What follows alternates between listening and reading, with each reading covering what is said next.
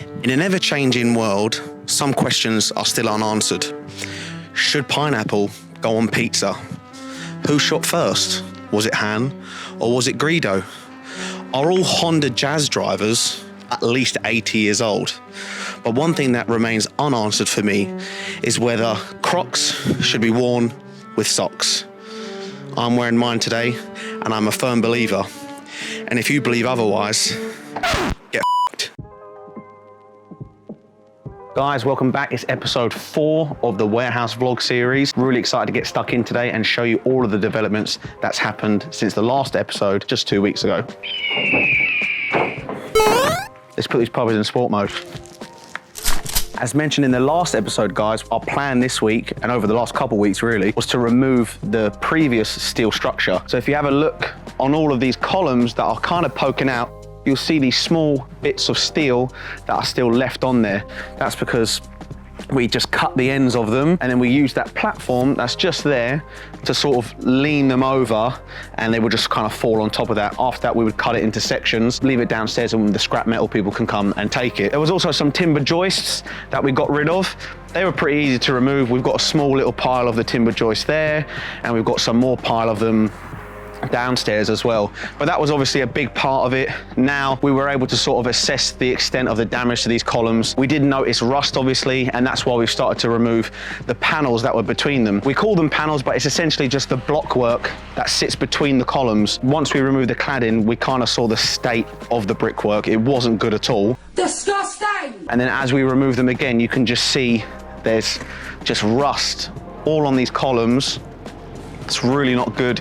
You don't want to be putting a nice new roof on columns that are completely rusted. So we've decided to actually get rid of all the panels, all of them around here, all of the ones upstairs and downstairs, and we're going to be putting all brand new brickwork in, the same facing brick. That's obviously a bit more expensive, but it's the right thing to do. It makes the building actually tie in a lot nicer, really. It's a bit more work, it adds to the timeline, and now we've got to see how quickly we can get it done. These changes can be a bit frustrating, and you know, thankfully, with all of this block work, gives a good opportunity to de-stress a little bit. Hoppa! Kobe!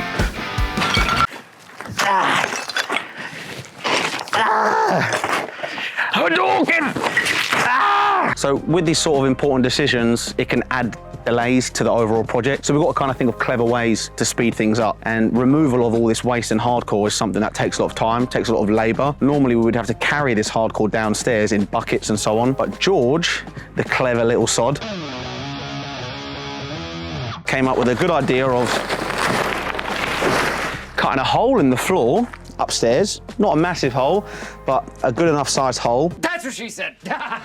And using the dumper truck that we've got downstairs, placing it right underneath this hole, so all of this hardcore that we've knocked out from these panels could just be simply wheelbarrowed in or swept in, lands in the dumper truck, which has a large capacity, and it could just be driven out to the front. And that was kind of how we were able to do 1, 2, 3, 4, 5, 6 panels in about 2.5 days. So we've saved a lot of time there, a lot of hassle, and it just speeds things up, makes it a lot more efficient. Really happy about it.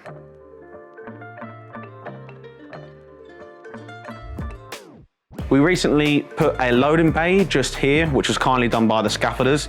This is sort of a little platform that we can load some materials on for when the steels eventually come. That's what we've been preparing for, because that's kind of the next big stage, is putting up those new steels. We also bought some genies, not the kind that grant wishes, but the kinds that lift steel. These are the SL10s, so they lift about 454 kilos. We won't have steels heavier than that we're going to be lifting up, but these make things a lot easier. It's common practice kind of to rent them, but we're not too sure how long we're going to need them for, so we thought we'll just buy some now and then sell them after the project's finished. This is business! Hey. It ends up working out a bit cheaper than it was if we were to just rent them. So a good benefit of having them on site is that we can just take as long as we want. We continue the drainage as well down here. So you can see we've got one manhole cover here and we've got another manhole cover here. Dad's actually coming onto site right now. If you turn around, Jamie, the big dog is here. finishing off the drainage was really important. If you remember, this entire area was really messy, lots of rubbish and concrete and rubble. We've now tidied everything up. We've excavated it a bit more, removed some of the soil and hardcore. And if you come in here, Jamie, you can see we've laid more of the pipes for the drainage. We've got one pipe that will be going upstairs to the toilet. We've got another pipe that will be going out to the paint room as well. And we've laid some type 1 down, compacted it, and we're going to lay some membrane and insulation, and then concrete goes on top, which will be the base of the floor. Whether we're going to polish the concrete or put some garage floor tile on it, we're not too sure yet, but we just want to make sure that we've got that area ready for whatever flooring that we choose. Furthermore, with the steels, we did get an email from the steel company saying that there might have been some discrepancies in our drawings because we did do them by hand. We didn't actually do them with any professional equipment. What are you? An idiot sandwich. So today we called in the services of Ice Labs, a brilliant company that were able to get here quite quickly, and they're now doing a professional survey for mapping out the grid and our setting out plan, as well as the positions of the existing steel columns. So we've got a gentleman here with his EDM machine, that's electronic distance measuring, and this can precisely plot where the steels are and all of the drawings that we need to take so that we can finalize the steel structure design and it be perfectly accurate. So how much were your drawings out? How much were your drawings out? Your measurements? Up to here is about 2 millimeters. 2 mils just not enough, mate. Well, we're gonna have more because we've changed it. When I did that, we had existing beams. Now we've changed them. So Right. anyway, so everything's going well. All right. If you guys remember last week, I was talking about these additional bases that we had dug. These bases are going to be where part of the new steels are going to be going, the new steel columns. We had to dig pretty deep in order for those steels to be supported. Deeper probably than we had to, but it's just building control and things like that. They want to cover their arses really and make sure that they don't get in any trouble if something happens with regard to the structure. So dig a bit deeper than we need to. We had it all filled with concrete. We had those 3 bases there, and we had also the foundations filled with concrete. If you remember in the last episode, there was brick piers. We decided to get rid of them. We are going to build a nice new wall here. It will look much nicer, much cleaner. Anything that we're going to do at this stage is worth doing now rather than later, because whilst the site's like this, it wouldn't make sense for us to not make these decisions now and to do them later after the building's finished. It just costs a fortune. We continue to break the concrete in the paint room metal finishing area. So if you have a look here, we dug down even further, broke the concrete, removed the hardcore, and we've laid down some type 1 and compacted it, ready for the insulation and the membrane. And that will come up to just that engineering brick level there that you can see. And then again, we'll pour that new concrete and put the final floor finish on. Now, in the last episode, I did also say that we were going to remove this wall. That's now been removed. And I did say that we were going to be implementing a ring beam to tie the new brickwork onto. However, after we started removing these walls, we realized they were just awful. Disgusting! As you can see around this area, we've removed all of that wall and we'll continue to remove the rest. If we're going to be putting up a new wall, we had to dig new foundations. So if you come here, Jamie, just yesterday, we dug down in this area with Dan and his digger, and we poured new concrete along here. And also, if you just follow me around here, we dug down here as well and poured all new concrete. So this is going to serve as our new foundation just down here. You can sort of see maybe a foot and a half or so just from the existing level. So we've dug down here, poured new concrete, and we're also going to continue to break these walls out. Now the thing is, we just want to put the engineering brick down here first and probably build up to about here, and then we'll continue to break that out. So let's see if I can get back up.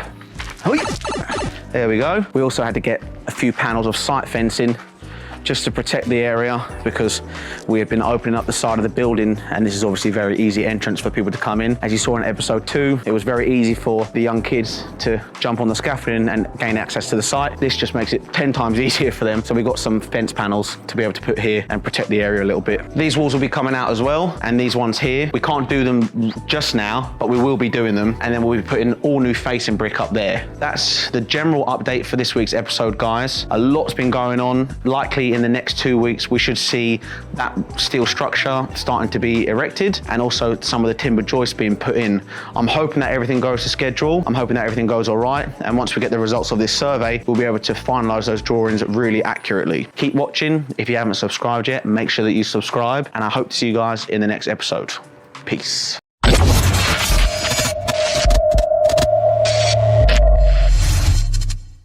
Ready when you are.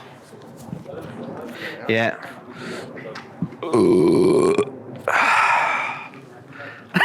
How did you just get that whole thing?